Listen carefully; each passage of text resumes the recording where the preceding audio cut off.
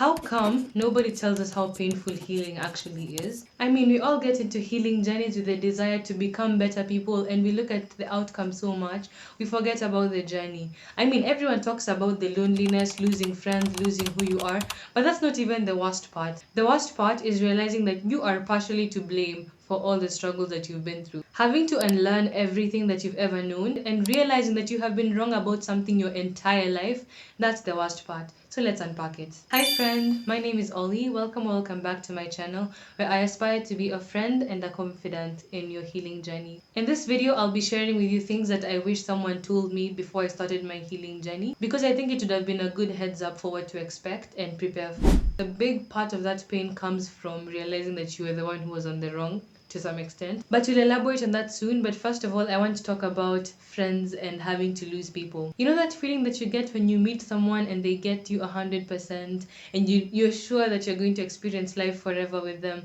Then 3 months into it, everything starts going wrong. You start arguing about the smallest of things. They slowly start distancing themselves, or you slowly feel the need to distance yourself from them. The truth is, sometimes you just outgrow people, and that's not such a bad thing. We get so bitter about it, but if you really think, how many people have you met in your entire life? You have cut off people. It's just that you don't notice it. And I know you're probably saying, oh, but we weren't close. There's a chance that some of those people who you cut off or just forgot about cared about you more than you think, but you forgot about them. You let them go. But when they choose to do the same, when other people do the same with you, you choose to get so bitter and so angry. And you forget that they have free will. They can choose who to keep in their life and who not to. The truth is, you never really know someone. You never really know the journey they're on. If they decide, whether consciously or unconsciously, that you are not the right person for them, let them let you go. Let them go, because there's a chance that if you keep forcing it, they're going to give you even more things to heal from. You are not meant to keep everyone who comes into your life, and that's not such a bad thing. Point number two is, there are only two ways in which someone will stay in your life long term. Either you guys are on the same path, or you're willing to tolerate some bullshit. Hear me out. Like I said, we are all on different journeys. That means that at some point you have a choice to stay with the person even though you're not compatible in the ways you used to be, or you let them go. Neither of these choices is good or bad, and this is where the nuance between choices regarding friendships comes in, because you'll hear one person telling you to let them go, another person will tell you that friendships don't last forever, another person will tell you that they've known their friends for forever. Some people are lucky enough to meet people who are on the same journey with them from a very young age. Whereas some of us, especially if you're dealing with a lot of trauma, you will have to let go of most of those people because they were meant for you at a time when you were in survival mode. You are no longer in survival mode, and if they are, you definitely won't align. Have you ever wondered why every time you meet someone new, you tell yourself that this is the one, and you are so certain that this is the person you're going to spend the rest of your life with? When I realized that I was doing this, I got so confused, because I would meet someone, get so excited, get so immersed in it so fast, and then 3 months into it, things aren't feeling as good.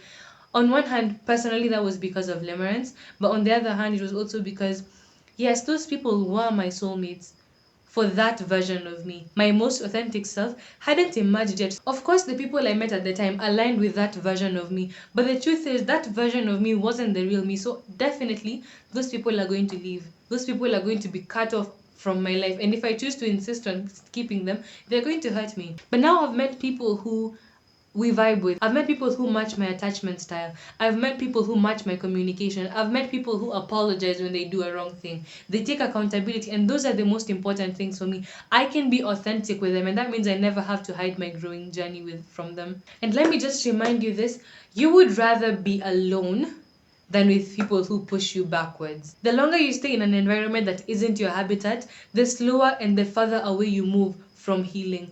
But if you're alone, that means your true self can emerge and then now attract people who are meant for you. But the sad truth is, the lonely part sometimes is more painful than staying with people who don't make you happy. You can tell yourself that as long as you fake it, as long as you hide certain aspects of yourself, you can blend in and now you have friends and people. But everyone will think you're happy except you. And the time passes anyway, so why are you forcing things?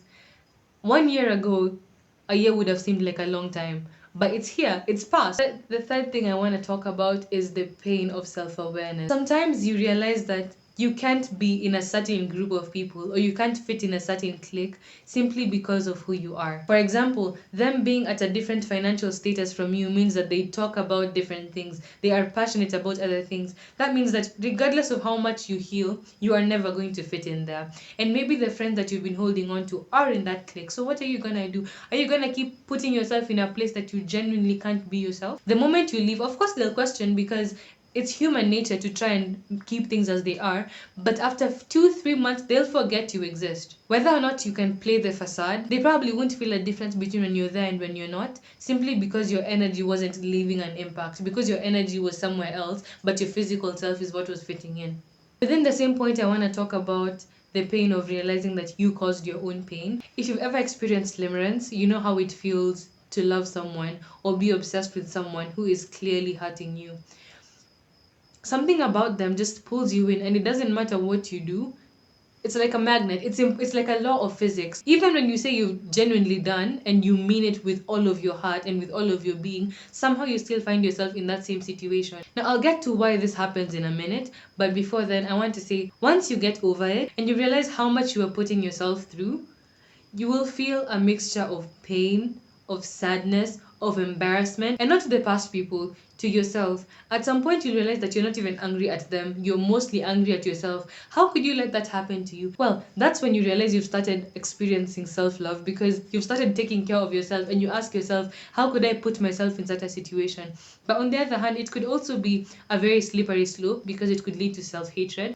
But the reason why we end up in these situations is because we try and run away from the problem instead of towards a solution. For me, it was a method of self regulation. It's because I wasn't really happy with my life. So the only way I could have a tolerable time on this planet is by imagining a better life when someone comes in and gives me that life. I was also afraid that my needs were too high to be met. This had never been a thing I'd even thought about, because I've always trusted in my ability to achieve the goals that I set for myself, but it took me breaking down in my bathroom and asking myself why I'm so upset. Sitting in that pain that pushes you towards that limerent object, I sat down and I was fighting the urge to contact this person. Why is it that despite all these years of trying to improve myself, of gaining self confidence, am I still attracted to the same kind of toxicity? Why can't I just stay alone and wait for the people who will treat me right? And it's like that thought was so deep in my subconscious that it took 7 whole years of limerent objects, jumping from one to the next, to the next, to the next. It reached a point the universe was tired of my nonsense, and it literally isolated me because there was no one to jump to anymore. There was something behind the limerence. There was something I was chasing. There's something that I needed, but I was avoiding. It was deep in my subconscious mind. So until the point when I realized that this is what I need to chase towards, I need to chase towards making a life that I would actually love waking up to, I wouldn't have broken the cycle. Instead of running away from the limerent object, I'm now running towards my dream life. And I'm running towards it with a purpose. The next thing is the emotional roller coaster of healing. You've been on this journey for quite a while and you're genuinely happy with yourself. You know that you've broken free from a certain cycle. You're living a life that's so different from how you started. And then out of nowhere, something comes into your life and it seems to be different, like everything else has been. For you to get so immersed in it and then realize that it's exactly what you had been running away from this entire time. Realize 3 months later that there's one micro box that you hadn't included in your checklist. And for that reason you get hurt, probably even more than the first time, because now you had the potential to avoid the pain, but you still ended up in that situation anyway. This is perhaps the most important lesson. It's not about whether or not you can avoid the pain. It's about your confidence that regardless of what happens, you can trust yourself to make the right decision for you. When you're on a healing journey and you choose to set boundaries, it's not about forcing other people to treat you that way. It's about you observing and looking at whether or not the other person is reaching your standard. And if they don't, if you choose to force them into that standard, now you're on the wrong. This is the mistake I made, because I could see that their communication style was completely different from mine. They're not the kind to apologize when something goes wrong. They prefer to brush it off. I'm not saying it's a good or a bad thing. It's quite unhealthy if you're looking for a solid friendship. But instead of forcing this person to talk, I could have just carried my bags and left. Boundaries are meant for you, not for the other person. You cannot force someone to meet your ideals, but you can choose to acknowledge when someone isn't meeting your ideals and choosing to walk away. We know that forgiveness is something you have to give to others and yourself, but no one tells us how difficult it is to forgive yourself. I have no idea why this happens. If I Whatever I'm saying in this point is a guess and from my own observation. What do you think? Have you ever struggled to forgive yourself, and why is that? So for me, I think it's because I'm very critical of myself. I'm not the kind to make the same mistake twice, or at least I strive to be someone who doesn't make the same mistake twice. So if I realize that I'm in a situation that I could have avoided or that I saw coming, it's going to be so hard for me to let go of the fact that it happened. I made a mistake, I fumbled. It's partially my fault. But part of healing is understanding and letting go of that mistake. As a human being, you're gonna keep making mistakes. We probably make the same mistakes over and over again, and that's why repetition is such an important thing. Whenever you learn something, you have to keep relearning it for it to solidify. And after a few years, you might forget it and have to relearn. Isn't that what life is all about? The most important part of healing is acceptance.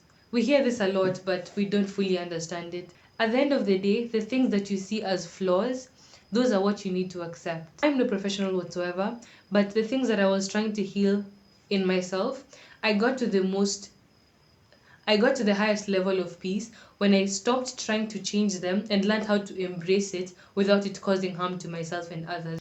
I've always been a workaholic of some sort, an academic weapon, if you will. The biggest reason why I hated this is because I felt like it blocked me from making connections with other people. It's probably the main reason why I've struggled with friendships. But after years of trying to fit into other places, seeing how I can balance the two, my most authentic friends and the place where I feel most at home is when I don't have to sacrifice my work life in order to keep a friendship, and that exists. For this specific video, I wanted to keep it as authentic and as raw as possible, so I kept scripting to a minimum. I'm just speaking from my heart.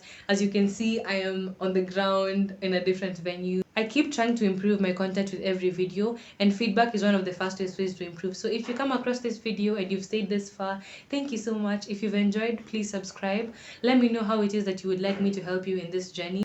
Thank you so much for watching. Take care. I love you, and see you in the next one. Bye.